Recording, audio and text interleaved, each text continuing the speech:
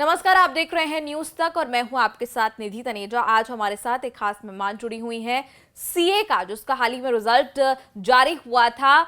उसी एग्जाम में जिन्होंने क्लियर किया एग्जाम, सीए पूर्णिमा, जिनके नाम के आगे अब सीए लग चुका है। लेकिन इसके पीछे क्या कुछ उनकी मेहनत रही, क्या कुछ उनकी स्ट्रगल रही और पारिवारिक स्ट्रगल के साथ साथ करियर में जो है स्ट्रगल लगातार पूर्णिमा ने देखी। पूर्णिमा, बहुत बहुत स्वागत है आपका न्यूज तक पर।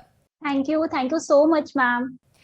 पूर्णिमा, शुरू से शुरू करते हैं। प्रेपरेशन की बात तो करेंगे ही, लेकिन बीच में काफी पारिवारिक तरीकों से भी आपको काफी कुछ झेलना पड़ा था, वो भी आप बताएंगे। लेकिन शुरू से शुरू करेंगे, कौन से साल में आपने सीए की जो तैयारी है वो शुरू की थी? ओके मैम, सो 2015 में मैंने क्लास 12 क्लियर किया था, जिसमें जी। मेरे 94.6% आए थे। तो उसी के जी। बाद से मैंने डिसाइड कर लिया था 12th क्लास में कि अब मुझे सीए के लिए प्रिपरेशन करनी है। तो दिसंबर 2015 में मैंने सीपीटी एग्जाम दिया था, जो मेरा क्लियर हो गया था। उसके बाद मैंने आईपीसीसी की प्रिपरेशन स्टार्ट कर दी थी। ये हमारा सेकेंड लेवल होता है। ये मैंने नवंबर 2016 में फर्स्ट ग्रुप क्लियर किया था, एंड देन नवंबर 2017 में मैंने सेकंड ग्रुप क्लियर किया था। और बीच में मेरे मई 2017 में मेरे बीकॉम के एग्जाम्स आ गए थे, इसलिए मैंने अपना सेकंड ग्रुप थोड़ा डिफर कर दिया था और नवंबर 2017 में दिया था। और नवंबर 2017 से ही मैंने 3 इयर्स की आर्टिकलशिप स्टार्ट कर दी थी। जी। आर्टिकलशिप मेरी स्मूथ चल रही थी, सब कुछ सही से चल रहा था। और मेरे दोनों ग्रुप्स भी क्लियर हो गए थे आईपीसीसी के। तो फिर मैंने फाइनल्स की प्रिपरेशन स्टार्ट कर दी थी। जी। और मैं सुबह उठ के मैं सबसे पहले क्लासेस, इनिशियल डेज में तो मेरी वो मतलब सेंटर पे जाके क्लासेस होती थी। तो मुझे सुबह 5:30 बजे घर से निकलना रहता था, क्योंकि 6 बजे से मेरी क्लास होती थी, जो कि मुझे सेंटर पे जाके करनी पड़ती थी। तो मैं 5:30 बजे सुबह घर से निकल जाती थी, और फिर वहां से मैं क्लास करने के बाद 11 बजे मैं ऑफिस के लिए चली जाती थी। फिर मैं घर 7 बजे पहुंचती थी। तो इसी तरह मैंने अपनी 2 सब्जेक्ट्स की कोचिंग निपटाई थी।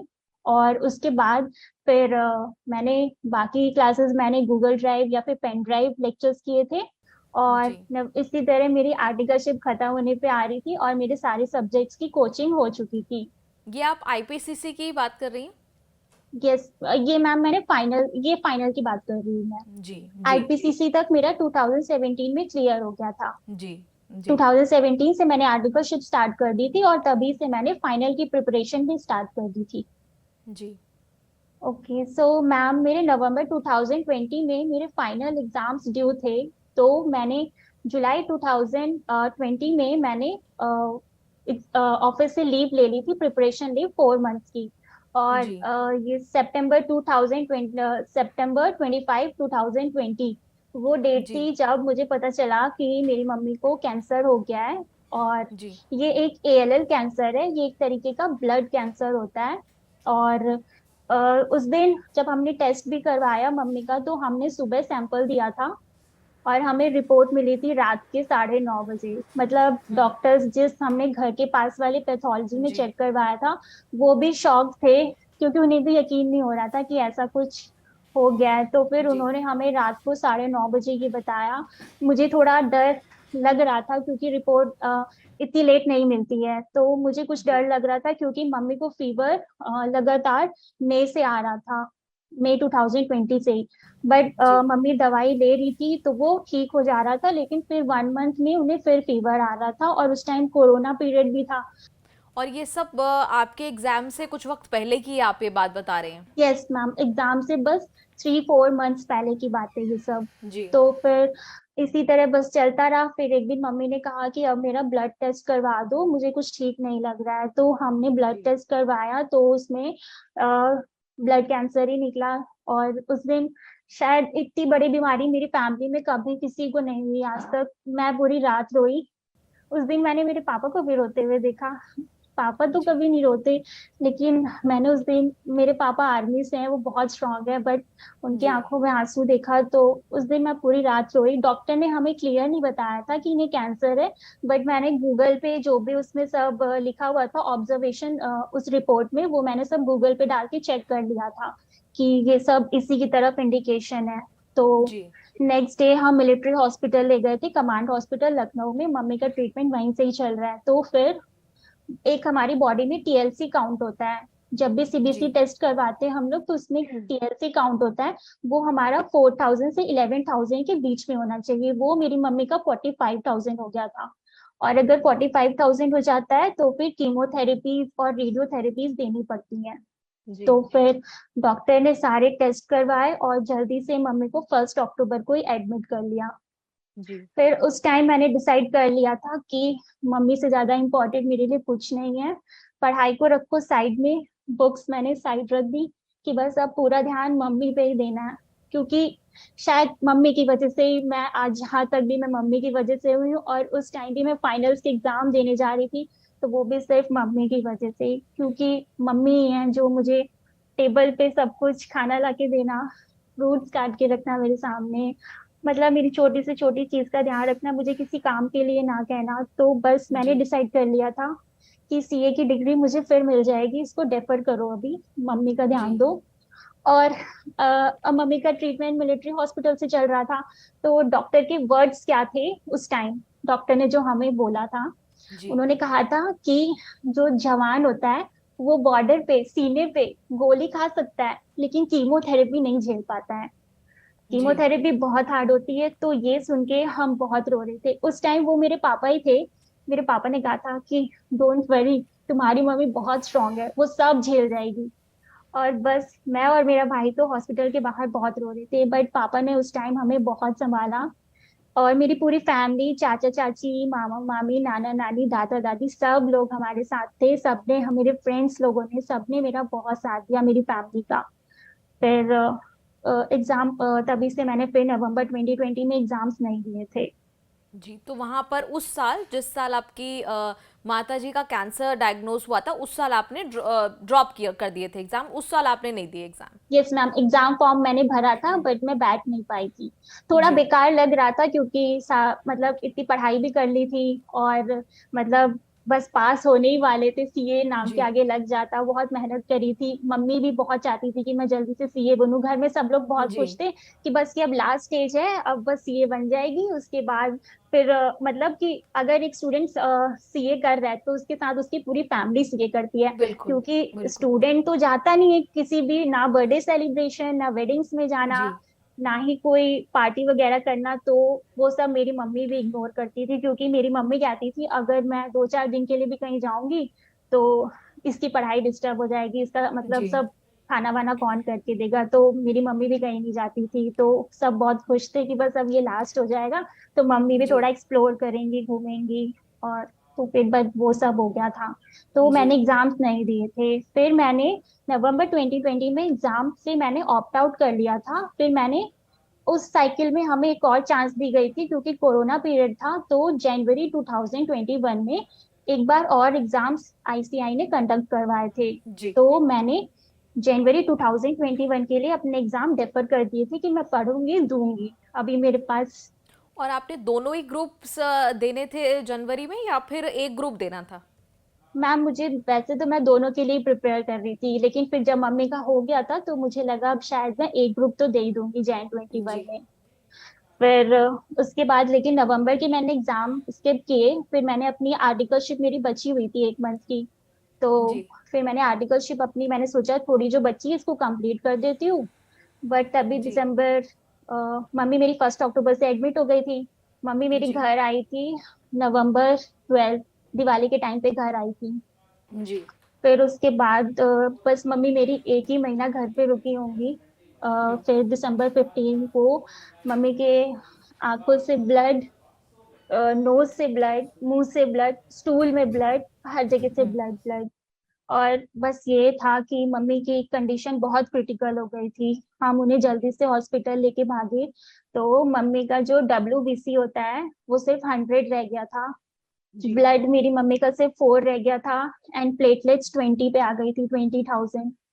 तो वो बहुत मुश्किल था, मम्मी को सेपरेट आईसीयू में रखा गया था। जी और उस टाइम हमारे लिए सबसे बड़ा टास्क ये था कि अब ब्लड ढूंढना है, क्योंकि मम्मी का ब्लड नहीं रुक रहा था बॉडी में। और अगर कैंसर पेशेंट को इन्फेक्शन बहुत जल्दी हो जाता है, और जी मम्मी का डब्ल्यूबीसी एकदम 100 हो गया था, तो उनको मतलब इन्फेक्शन से तो बहुत ही ज्यादा खतरा हो गया था कि बस मतलब अब उन्हें बस कैसे भी बचाना था। डॉक्टर्स ने अपनी पूरी कोशिश करी और मम्मी ठीक हो गई थी, लेकिन मम्मी की हालत बहुत बहुत ज्यादा खराब हो गई थी। मम्मी जी। एकदम मतलब छोटी बच्ची की तरह हो गई थी, वेट लूज हो गया पूरा, इतनी छोटी सी रह गई थी। मतलब ना वेट है बॉडी में कुछ, मुंह सूख गया, बोल नहीं पाती थी कुछ, बस जी। चुपचाप से लेटी रहती थी। और वो ब्लड ढूंढना सबसे बड़ा टास्क था। उस सिर्फ 1-2 महीने में मम्मी को कम से कम 40 यूनिट्स तक ब्लड चढ़ गया था। और मम्मी का ब्लड जो है, ब्लड ग्रुप वो बी नेगेटिव है। बी जी। नेगेटिव ब्लड ढूंढना अपने आप में बहुत बड़ी बात है, क्योंकि negative blood is very rare, वो जल्दी मिलता नहीं यस। है। हम्म। तो फिर हमने सबको, मेरे कुछ फ्रेंड्स थे उन्होंने डोनेट किया, भाई के फ्रेंड्स ने, पापा के फ्रेंड्स ने, और हमने बहुत सारे एनजीओज में कंसल्ट किया। और जी।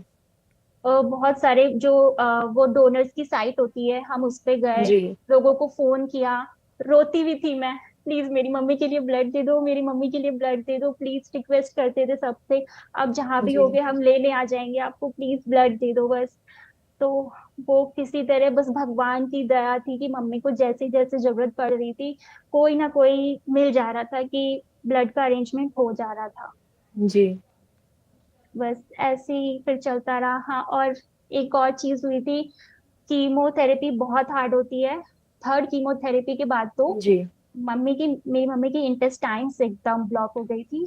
लाइक वो, she was not able to pass stool, पेट एकदम मतलब टाइट हो गया था। खाना जी। खाने में भी पेट में दर्द हो रहा था, पेन किलर दी जा रही थी, बट उन्हें कोई फर्क नहीं पड़ रहा था। और एक जी। दिन सुबह सुबह मैं रात में ही 3 बजे उठ जाया करती थी, क्योंकि मम्मी के लिए ब्रेकफास्ट बनाना रहता था। सुबह जी। मेरा भाई 5:30 बजे लेके चला जाता था मम्मी के लिए जी। ब्रेकफास्ट। और वो उस टाइम बहुत ठंडी के समय थे, नवंबर दिसंबर जनवरी।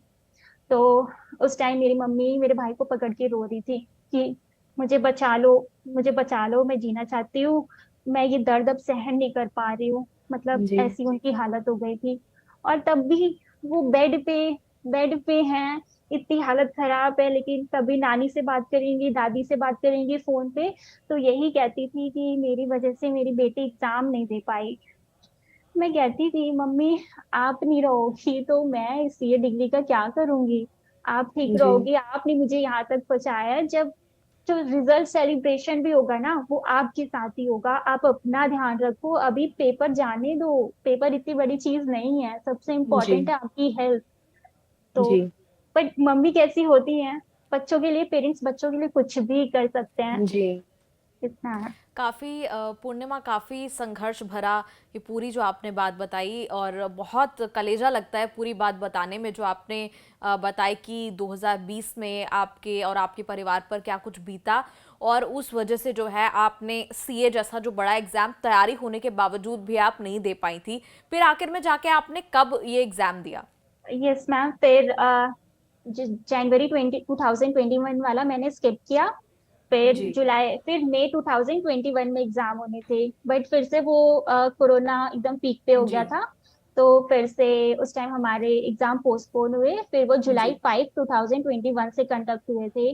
बट उस जी। टाइम मेरी मम्मी की रेडियोथेरेपीज चल रही थी, जी। कीमोथेरेपीज तो चल ही रही थी, रेडियोथेरेपीज भी स्टार्ट हो गई थी, तो उससे मेरी जी। मम्मी की हालत और ज्यादा खराब हो गई थी।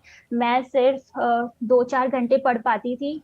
बट जो भी था, मैंने कभी अपनी बुक से अपना साथ नहीं छोड़ा, क्योंकि मुझे पता था अगर एक बार मैंने इन्हें साइड में रख दिया तो दोबारा इन्हें उठाना बहुत मुश्किल हो जाएगा। जी। मुझे 1-2 घंटा भी मिलता था तो मैं उसमें भी अपना कोई ना कोई सब्जेक्ट उठा के उसका एक चैप्टर, आधा चैप्टर मैं देखती रहती थी। कभी जी। यूट्यूब पे टीचर्स के आधे घंटे के वीडियोस देख लिए, थोड़ा अपडेट रहती थी। तो ये सब था। फिर मैंने जुलाई 2021 वाले भी एग्जाम स्किप किए, एग्जाम फॉर्म भरा था, मुझे लगा मम्मी ठीक हो हम्म। जाएंगी, मैं एग्जाम दे लूंगी, but there was no recovery in her health, so I skip that attempt too. तो कम करीब करीब 3-4 अटेम्प्ट्स जो हैं वो आपने स्किप किए थे। यस मैम, यस मैम, थोड़ा बुरा भी लगता था, क्योंकि पीयर प्रेशर होता है ना, कि जी। हमारे साथ में ये थे, देखो एंट्रेंस लेवल पे हमारे साथ थे, आज ये सीए हो गए हैं और जी। ये लोग एक्सप्लोर कर तो रहे हैं। अंत में जाके आपने कौन सा अटेम्प्ट जो है वो दिया जिसमें अब आपको जाकर सफलता मिली? दिसंबर 2021। और वो भी जी। मैं अपने हार्डवर्क पे मैं ट्रस्ट खो चुकी थी कि मैं कर भी पाऊंगी। मैंने जी। गवर्नमेंट एग्जाम्स के फॉर्म भी भरे थे, बट अंदर दिल में था कि फाइनल्स तक इतनी मेहनत करके आई हो तो फाइनल्स कि क्लियर नाम के करना आगे है। सीए तो लगेगा ही, ये आपने तो सोच लिया था। ये मम्मी पापा का भी सपना था ना कि यहाँ तक मेरे घर मम्मी पापा ने पहुंचाया है, तो जी। मैं इसे यहाँ पे आके कैसे मैं इसे छोड़ दूँ, ये था। तो फिर बस ये था कि नहीं यार, सीए यहाँ तक पढ़ा है तो एक तरह मुझे फिर गवर्नमेंट एग्जाम्स में मन भी नहीं लग रहा था कि नहीं सीए करना है यहाँ तक, जी। क्योंकि वो अच्छा ऑडिट और पूर्णिमा। टैक्सेशन से जी। रिलेटेड। जी। जी। तैयारी की बात करें आपकी सीए को लेकर, और वो भी इन मुश्किल परिस्थितियों में, किस तरह तैयारी आप करती थी? कितने घंटे आप पढ़ाई करती थी? क्योंकि जाहिर सी बात है कम घंटे आपको मिल पाते होंगे ऐसे में। Yes ma'am. जब मम्मी एडमिट थी तब तो मुझे बिल्कुल टाइम नहीं मिलता था, क्योंकि मेरा ज्यादा जी। से ज्यादा वक्त हॉस्पिटल में बीतता था। मम्मी जब डिस्चार्ज होके घर आ जाती थी तो मम्मी को रेगुलर हॉस्पिटल ले जाना पड़ता था, तो उस टाइम जी। मुझे इतना टाइम नहीं मिलता था, तो मैं 2-4 घंटे पढ़ती थी। बट जी। मेरी वैसी प्रिपरेशन नहीं हो पाती थी कि मैं एग्जाम में बैठ पाऊँ, तो इसलिए मैं एग्जाम स्किप करती गई, क्योंकि उस लेवल की जी। प्रिपरेशन नहीं हुई। फिर मैंने जुलाई 2021 में डिसाइड कर लिया था कि अब मुझे करना है, अब चाहे जो हो जाए। पापा ने भी मुझे समझाया कि जितना हो रहा है तुम करो, बस जी। एग्जाम में तो बैठो, कर लोगी। अपने हार्डवर्क पे थोड़ा भरोसा तो रखो, क्यों नहीं कर पाओगी, कर लोगी। जितना पढ़ रही हो ये मत सोचो कि तुम्हारे फ्रेंड्स 10-12 घंटे पढ़ रहे, तुम 4 घंटे में पढ़ के जी। क्या कर लोगी। तो फिर, और मेरे ऊपर ये भी प्रेशर था कि मेरी कोचिंग्स जो थी वो मैंने 2018 से कर रखी थी, और गैप हो जी। गया था इतने इयर्स का, दिसंबर 2021 तक। तो मेरे पर और भी प्रेशर था कि मुझे इतनी सारी अमेंडमेंट्स कवर करनी थी, तो जी। मेरे पे जी। डबल प्रेशर था। और फिर ये भी था कि मुझे एग्जाम क्लियर करना है, क्योंकि मुझे बार बार ऐसा टाइम नहीं मिलेगा पढ़ने का। मम्मी पापा मुझे इतना टाइम नहीं दे पाएंगे पढ़ने के लिए, क्योंकि मम्मी की तबीयत ठीक नहीं रहती है। तो मेरे अंदर जी। ये भी था कि कैसे भी क्लियर करना है। फिर तो यानी आपने एक ही बार में दोनों ग्रुप्स आपने निकाल लिए? मैंने दिसंबर 2021 में फर्स्ट ग्रुप क्लियर किया है, फिर मई जी। 2020 में सेकंड सेकंड ग्रुप में। क्लियर जी। किया है। Yes ma'am. अच्छा जी, जी। जी, पूर्णिमा, तैयारी की बात हमने की। एक एक चीज़ जो लोगों को आप बताना चाहेंगी, क्योंकि कई ऐसे स्टूडेंट्स होते हैं, हर किसी की लाइफ में अलग अलग सिचुएशंस आती हैं। जैसे आपके लिए जो है ये बहुत बड़ी पारिवारिक, आपकी माताजी को कैंसर डायग्नोज हुआ, बहुत बड़ी बात होती है। और ऐसे में एग्ज़ाम देना, क्योंकि आपकी मनोस्थिति उस वक्त बिल्कुल भी नहीं होती कि आप एग्ज़ाम दें या अपने परिवार के साथ रहें। आपने परिवार के साथ रहना ठीक समझा, और कुछ ही वक्त बाद जब स्थिति आपकी थोड़ी बेहतर हो गई, उसके बाद आपने एग्जाम दिया और आज आप सीए क्लियर कर चुकी हैं। आपके नाम के आगे सीए पूर्णिमा जो है वो अब आपका जो प्रीफिक्स आप लगाना चाहती थी वो लग चुका है। तो ऐसे स्टूडेंट्स को आप क्या राय देंगी जो किसी ना किसी कारण से कहीं ना कहीं लो हैं, या तो वो क्लियर नहीं कर पाए काफ़ी अटेम्प्ट्स देने के बाद भी, या फिर उनके भी ज़िंदगी में अलग अलग तरह की सिचुएशंस हैं, तो वो कैसे ओवरकम करना चाहिए और अपना जो शेड्यूल है वो कैसे बैलेंस आउट करना चाहिए? सबसे पहले तो मैं यही कहूंगी, पेरेंट्स से ज्यादा इम्पोर्टेंट कोई नहीं है। तो अगर कभी भी आप ऐसे सिचुएशन में आ जाते हैं जहाँ पे आप डिसाइड नहीं कर पा रहे हैं, तो हाँ, वहाँ पे जी। आपको एक बोल्ड डिसीजन लेना पड़ता है कि आपकी प्रायोरिटी क्या है। तो यस, आप वो जी। डिसाइड करिए। और टाइम, अच्छा टाइम सबका आता है। नवंबर 2020 में मेरा टाइम नहीं था कि मेरे नाम के आगे सीए लगे, तो वो डेफर हम्म। होता गया, बट आज मेरे नाम के आगे सीए लग गया है। तो कभी भी कैसे भी सिचुएशन है उसको आप फेस करिए, क्योंकि अच्छा टाइम तो हर कोई एंजॉय करता है। मतलब एक वॉरियर तो वही। तो फिलॉसफी आपकी यही रही, अपना टाइम आएगा? यस मैम, यही है। हमेशा मैंने वही चीज विजुअलाइज की है कि एक दिन मेरे नाम के आगे सीए लगेगा, उस दिन मेरे पेरेंट्स कितने खुश होंगे। जी। आज नहीं तो कल ये टाइम पक्का आएगा। और और वही मुझे। आज जब आपका, अच्छा ये भी यहाँ जानना चाहूंगी कि जो आप बात कंप्लीट कर रही थी वो भी जानेंगे, लेकिन इसके अलावा जब आपने बताया स्पेशली अपनी माता जी को, तब कैसा रिएक्शन था उनकी तरफ से? आ, मम्मी को तो, मेरे पेरेंट्स को इतना पता था कि ये पास है। मैं जी। टेंशन लेती थी कि मम्मी मेरा एक एग्जाम अच्छा नहीं गया, मुझे इसी में डर लग रहा है कि इसकी वजह से मेरा पूरा ग्रुप ना रुक जाए। बट जी। वो मुझे हमेशा ये कहती थी, मैं कह रही हूँ ना तुम्हारा क्लियर है, मैं कह रही हूँ ना हम्म। तुम्हारा क्लियर है। और जब क्लियर हो गया तो मम्मी कह रही है, मुझे तो पता ही था तुम्हारा क्लियर हो जाएगा, पापा ने भी जी। मुझे पता था तुम्हारा क्लियर हो जाएगा। और जैसे ही मेरा क्लियर हो गया, पापा तो बस उसी टाइम गए और लड्डू वड्डू लेके आए और पूरी कॉलोनी में बांटा, मम्मी पापा ने मिलके। जी। जी। अच्छा, अब आप वो अपनी बात कंप्लीट कर सकती हैं कि जी बिल्कुल ट्रस्ट तो था ही, लेकिन दूसरे जो स्टूडेंट्स हैं उनको आप क्या एडवाइस देना चाहेंगी? मैम बस मैं यही कहूंगी, अगर आपका कभी भी खराब टाइम है तो कभी भी आप उम्मीद मत छोड़िए, क्योंकि कि आपकी लाइफ में अब कुछ अच्छा नहीं हो सकता। जो है उस टाइम उसको फेस करो ना, उसको जी। फेस करो। उसमें से कुछ आपको लर्निंग्स भी मिलेंगी, और शायद आप बाद में किसी के लिए एक इंस्पिरेशन भी बन सकते हो कि जी। अगर आप इतने कठिन समय में पास कर सकते हो तो फिर बाकी बच्चे क्यों नहीं कर सकते हैं। जी। तो सबसे पहले तो मैं यही बात कहूंगी कि जो भी है, जो भी आपका करंट में चल रहा है, आप उसे फेस करिए। जी। और बस मैं यही कहूंगी कि और कुछ भी हो जाए, अपनी मतलब जो आपका एम है, जो गोल है, उसके लिए बस आप अपना सब कुछ मतलब सेक्रीफाइस कर दीजिए। आपकी जो भी सोशल मीडिया है, जो भी आप आउटिंग करते हैं, वो कुछ टाइम के जी। लिए छोड़ दीजिए बस। इस बीच आपने सोशल मीडिया छोड़ा था क्या? यस मैम मैं 2015 से सोशल मीडिया से दूर थी। जी। और सिर्फ मैं टेलीग्राम यूज करती थी, क्योंकि टीचर्स उस पर अपडेट देते रहते थे, जी। कुछ जी। अमेंडमेंट्स हैं तो। और अदरवाइज क्योंकि मैम सोशल मीडिया कहीं ना कहीं डिस्ट्रैक्ट करता है कि आप एक रूम में अपने बुक्स के साथ जी। बंद हैं, और आपके जो पीयर ग्रुप्स हैं वो इतना अर्न कर रहे हैं, और तो जी। वो लोग अपनी लाइफ एंजॉय कर रहे हैं, तो ये सब जी। थोड़ा डिस्ट्रैक्ट करता है, तो दूर रहना चाहिए। जी। पूर्णिमा, बहुत बहुत शुक्रिया न्यूज़ तक से जुड़ने के लिए। माफ़ कीजिएगा, सीए पूर्णिमा। सीए पूर्णिमा, बहुत बहुत शुक्रिया आपका न्यूज़ तक से जुड़ने के लिए। उम्मीद करते हैं आपकी जो संघर्ष की कहानी रही, कहीं ना कहीं तमाम जो सीए के स्टूडेंट्स हैं या जो और एस्पिरेंट्स हैं, वो कहीं ना कहीं इससे ज़रूर इंस्पायर होंगे और ऐसी ही अपनी कहानी भी बनाएंगे।